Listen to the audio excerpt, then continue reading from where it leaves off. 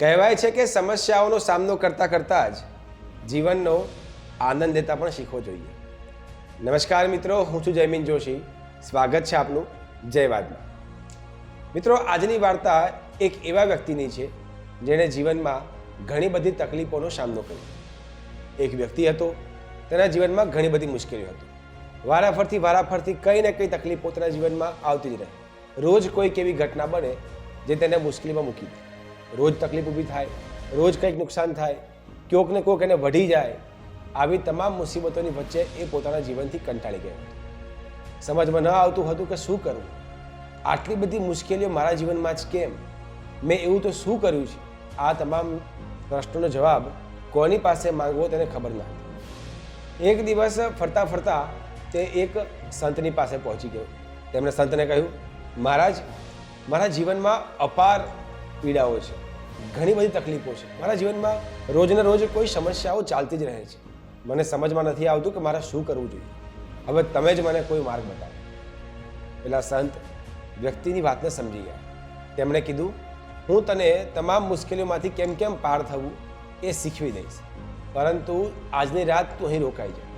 મારી પાસે 100 ઊંટ છે, ત્યારે આ રાત પૂરતી ઊંટની દેખરેખ કરવાની અને એક પણ ઊંટને ઊભું નહીં થવા દેવાનું.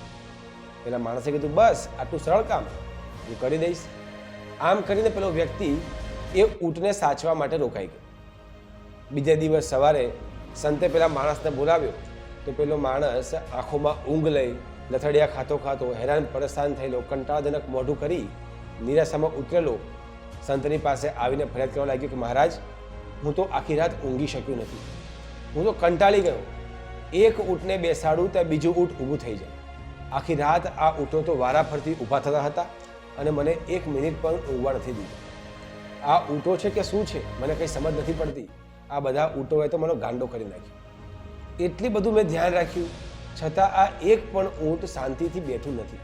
વારાફરતી ઊભા જ થઈ જાય. તમે કહો, હું કેમ કેમ રાત કાઢી હશે? તમે વિચાર કરો, તમે કલ્પના કરો, મારી રાત આખી કેમ કેમ ગઈ હશે? પેલા સંતે કહ્યું, હું તને આ જ વાત સમજાવવા માંગતો હતો.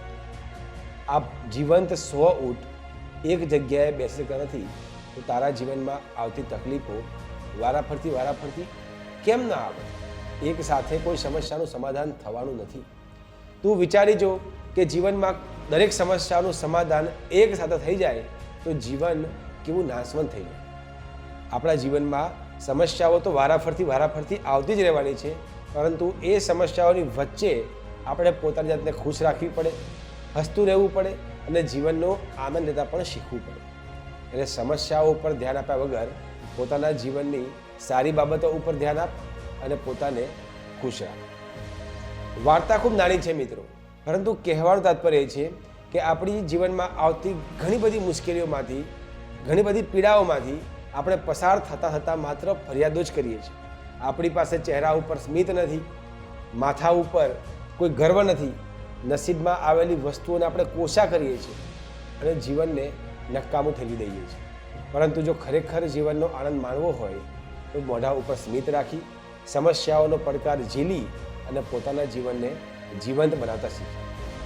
આ સાથે નવી વાર્તા અને નવા સંવાદ સાથે ફરી મળીશું. ત્યાં સુધી નમસ્કાર.